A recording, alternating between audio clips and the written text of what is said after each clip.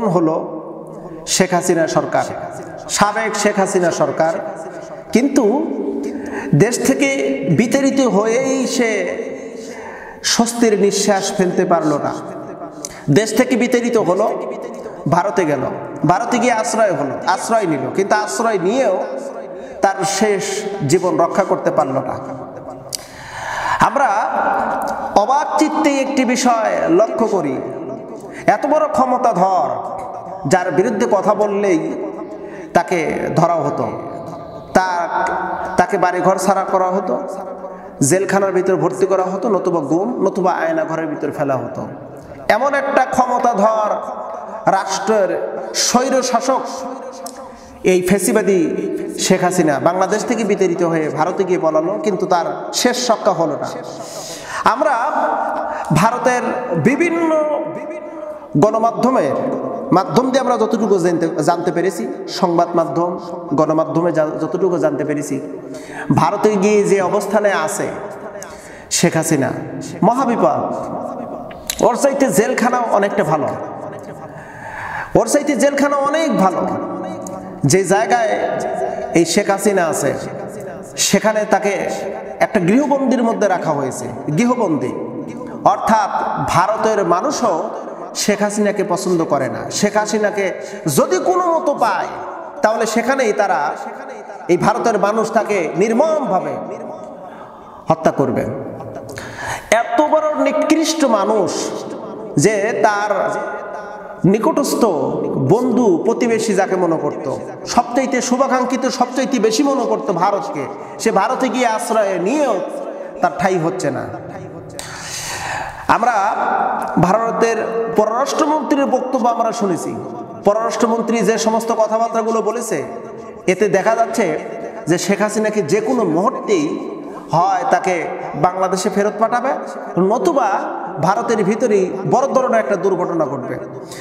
শেখ হাসিনাকে ভারত আশ্রয় দেওয়ার কারণে ভারত কিন্তু এখন মহাবিপদে পড়ে আছে। নরেন্দ্র মোদী এতটাই বিপদে আছে, শেখ হাসিনার জন্য এমনও হতে পারে নরেন্দ্র মোদীর পতনও হতে পারে, তাকে পদত্যাগ করতে বাধ্য হতে পারে, এমন একটা পর্যায়ে দাঁড়িয়েছে। শেখ হাসিনা মনে করেছিল আমি পালিয়ে যাব আর আমার কিছুই হবে না। অলরেডি বাংলাদেশে আমরা যতগুলো দিক লক্ষ্য করে দেখতেছি, তার বিরুদ্ধে একের পর এক প্রতিদিন, এমন কোনো দিন নেই যে তার বিরুদ্ধে মামলা হচ্ছে না। মামলা হচ্ছে গুম, খুন, হত্যা, রাহাজানি, ছিনতাই, লুটপাট, দুর্নীতি ইত্যাদি ইত্যাদি। আমরা দেখতে পারলাম প্রথম যেভাবে তার বিরুদ্ধে মামলা হচ্ছে, সমসাময়িক 2024-এর ছাত্র বৈষম্য বিরোধী আন্দোলনের ছাত্ররা যারা শহীদ হয়েছে, ছাত্রদের পরিবার থেকে তার বিরুদ্ধে মামলা করলো। এরপরে মামলা করলো 2015 সালের, এরপরে মামলা করলো বিশ্বনাথ, একজন হিন্দু যাকে মারা হয়েছিল, তার পরিবার তার বিরুদ্ধে মামলা করলো। এমনকি এই যে আমরা দেখতে পেরেছি আমাদের দেশের যে সেনাবাহিনীদেরকে যে মারা হলো গভীর ষড়যন্ত্র করে, 2009 সালে সেনাদেরকে যখন মারা হলো, এখন সেই পিলখানার হত্যার মামলাও শেখ হাসিনার বিরুদ্ধে চলে আসলো। আমরা লক্ষ্য করে দেখতেছি যে শেখ হাসিনা পালিয়ে গেছে, মনে হয় বেঁচে গেছে, কিন্তু না, তার বাঁচার কোনো সুযোগ নাই। শুধু শেখ হাসিনা নয়, বরং তার আমলাতন্ত্র, তার যেই অবৈধ মন্ত্রী পরিষদ গঠন করেছিল 2009-এর পর থেকে, এই যে অবৈধ মন্ত্রী পরিষদগুলো যে গঠন করেছিল, প্রত্যেকটা মন্ত্রী, এমপি, মন্ত্রী, এমনকি নিম্ন পর্যায়ের আওয়ামীর একজন কর্মচারী, মানে কর্মী, সাধারণ কর্মী, তাকেও ছাড় দেওয়া হচ্ছে না। তারা মনে করেছিল যে আমরা দূরে গেলেও হয়তো বা বেঁচে যাব, না, তার শেষ রক্ষা হবে না। তবে আমরা এতটুকু কথা বলতে পারি, জালিম স্বৈরশাসক ফ্যাসিবাদী যত বড় ক্ষমতাধর হোক না কেন, তার পতন অবশ্যই অনিবার্য, তার পতন অবশ্যই অনিবার্য। ইতিহাস থেকে আমরা যতটুকু জেনেছি, ইতিহাস থেকে যতটুকু আমরা পেয়েছি, অতীতের ইতিহাস, অতীতে যারা পৃথিবীতে নৈরাজ্য সৃষ্টি করেছে, সন্ত্রাস সৃষ্টি করেছে, পৃথিবীতে যারা স্বৈরতন্ত্র কায়েম করেছে, তাদের পতন হয়েছে। তাদের পতন সাধারণ কোনো পতন হয়নি, তাদের পতন হয়েছে পৃথিবীর সবচেয়ে বিশ্ব রেকর্ড করার মতো একটা পতন। এমন পতন হয়েছে পরবর্তী প্রজন্ম তাদেরকে ঘৃণা করেছে। আমরা দেখেছি ইতিহাস পড়ে, রাজনীতিবিদ যারা পতন হয়েছে তাদের কঠিন পরিস্থিতি একটু চিন্তা ভাবনা করলেই কিন্তু আমরা বুঝতে পারি। মানুষ কেন বোঝে না? মানুষ কেন এই বিষয়টা নিয়ে একটু আলোচনা করে না? কেন চিন্তা ফিকির করে না যে মানুষ যত বড় অন্য অপরাধী করুক না কেন তার পতন অনিবার্য?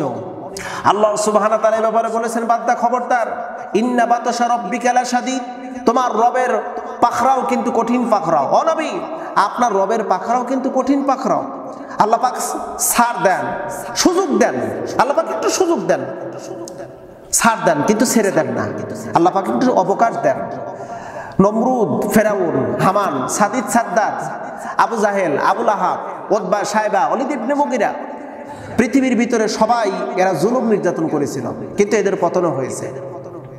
আমরা দেখতে পেরেছি পাশ্চাত্যের অনেক রাষ্ট্রের ক্ষমতাধর ব্যক্তিরা, তাদেরও কিন্তু পতন হয়েছে।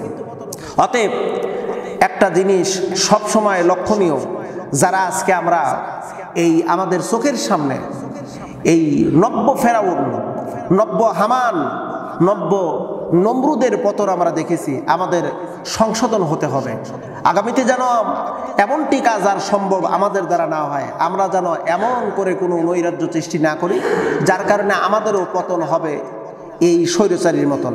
আল্লাহ সুবহানাহু ওয়া তাআলা আমাদেরকে